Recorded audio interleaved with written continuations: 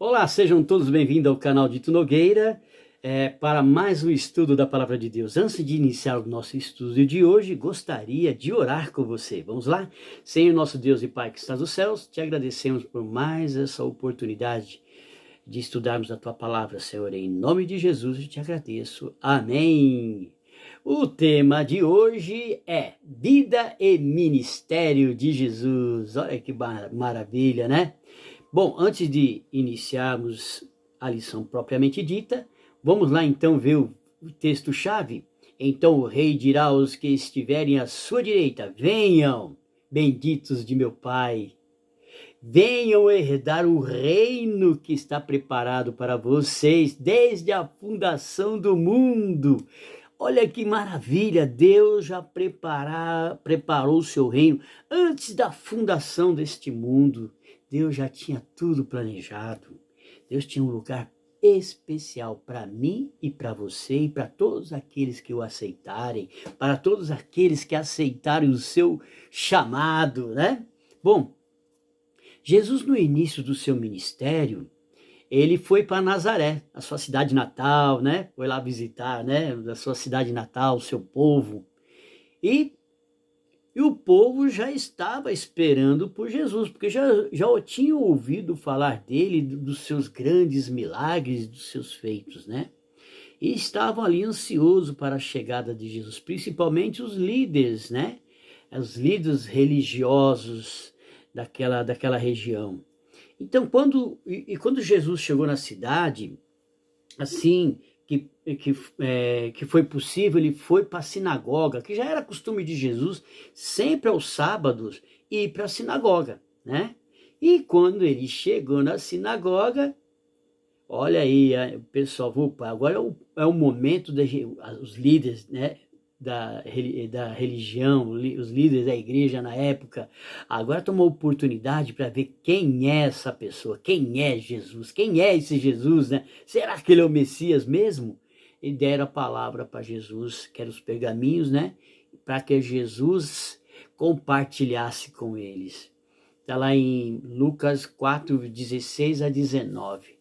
Bom, e quando Jesus abriu o pergaminho, ele começou a ler: o Espírito do Senhor está sobre mim. O pessoal já abriu o olho, né? Porque o Senhor ungiu-me para levar as boas notícias aos pobres. Enviou-me para cuidar dos que estão com o coração quebrantado, a anunciar aos cativos a libertação e das trevas os prisioneiros, para proclamar o ano da bondade do Senhor, o dia da vingança do nosso Deus, para consolar todos que andam tristes. Isaías 61, 1 e 2. Esta declaração do Messias deve ter sido um verdadeiro choque para eles, porque eles não esperavam isso. Eles esperavam uma outra coisa. Eles esperavam Jesus falar para eles assim, ler um texto lá e falar para eles: hoje nós vamos nos preparar, prepare as suas armas, preparem tudo, porque nós vamos tomar a nossa cidade dos romanos, nós vamos tomar a cidade de Canaã, a cidade de Belém, tudo, vamos tomar dos romanos, expulsar os romanos. Era isso que eles estavam esperando. Eles estavam esperando um Messias que veio trazer a cura, um Messias que veio alimentar os pobres. Eles não estavam esperando um Messias que veio trazer o conforto de Deus. Eles não estavam esperando esse Messias. Eles esperavam um Messias com a arma na mão, né? Esse era o Messias que eles estavam esperando, o Messias guerreiro. E não era esse tipo de guerra que Jesus estava falando que ia travar. Era guerra contra o pecado, com as armadilhas do pecado, com os agrilhões do pecado. Era essa guerra, a batalha de Jesus era uma batalha espiritual. Então os líderes da época aparentemente haviam negligenciado as profecias na qual estava escrito em livro de Isaías. Eles não estavam esperando ouvir o que estava no livro de Isaías, porque Jesus leu o que eles já deviam ter lido outras vezes, mas não se atentaram a isso, né? Então, Eles não observaram que aquele Messias sofredor, que esse Messias sofredor que era o Salvador, mas o Salvador espiritual, não o Salvador da guerra. Porque a guerra de Jesus é contra as potestades do mal, é contra Satanás. Então, muitas das vezes nós também compreendemos mal a profecia. Isso também é um lembrete para nós, que às vezes nós podemos estar compreendendo mal, vendo uma coisa, querendo uma coisa que não é o que Deus quer, vendo uma coisa que não é a visão de Deus. Hoje nós estamos vivendo nesse mundo um apocalipse, né? Tudo é apocalipse, o terremoto é apocalipse, a enchente é apocalipse, mas não é isso, não é isso. A Bíblia é clara em dizer isso sempre vai ocorrer, porque sempre ocorreu terremotos, sempre ocorreu enchentes, sempre ocorreu, mas em pequena proporção aqui e ali. Os verdadeiros, quem acompanha as profecias, sabe que os 4 anjos estão segurando os 4 ventos da terra. Essa é uma advertência para nós. Isso que a gente está vendo que aconteceu há um tempo atrás, né? Há um tempo atrás, é pouca coisa do que está para acontecer.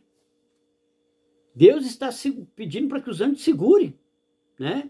Então nós temos que prestar atenção nas profecias. Nós estamos aqui preocupados, pedindo para Deus para me dar um bom emprego, me dar saúde, que eu tenha muito dinheiro, que a minha conta só multiplique. E não é isso que Deus quer, não é somente isso. Isso faz parte, né? Buscar primeiro o reino de Deus, pois todas as coisas, e sua justiça, e todas as coisas vos serão acrescentadas. Essas coisas são pequenas coisas, porque nós temos que buscar, lá, o reino de Deus. E os líderes da época estavam pensando em política, né?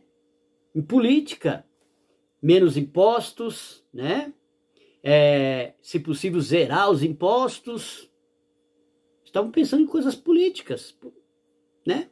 Então nós temos que tomar muito cuidado, porque a gente pode acabar cometendo os mesmos erros. E Jesus vir, voltar, e eu não estar esperando que ele volte. Isso que pode ser cruel, né?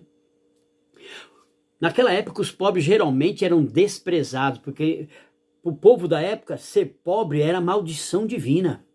Você sabia? E às vezes a gente se comporta assim também, porque quando eu não me porto com o semelhante, que está em situação mais desfavorável que a minha, é porque eu também acho que ele merece. Ele está passando por essa situação aí porque ele merece. Porque ele merece. Porque alguma coisa ele fez. Não. Deus, ele quer de nós que eu tenha uma atitude, que eu ajude as pessoas, que eu ajude a pregação do evangelho, que eu ajude. Se eu não posso, se é impossível para mim, né, fazer algo para Deus, se é impossível, eu tenho que orar a Deus. Senhor, me ajude, né? Me ajude, porque eu não tenho condição.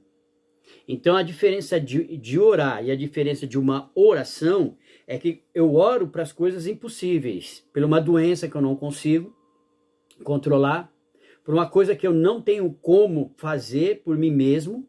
Eu vou orar a Deus, Senhor, me abençoe nessas coisas. Eu preciso que o Senhor me abençoe, porque eu não tenho condição de resolver isso.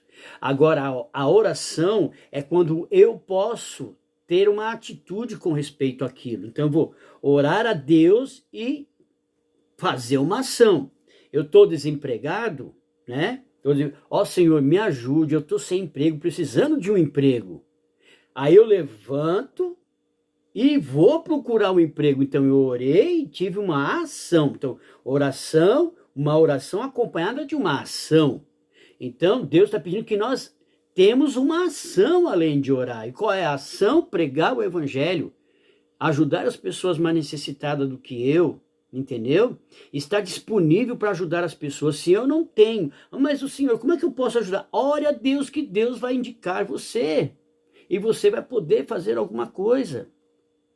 Então aqui, a religião pura e sem mácula para com o nosso Deus e Pai está em visitar os órfãos e as viúvas nas suas aflições e guardar-se incontaminado deste mundo. Está lá em Tiago 1,27.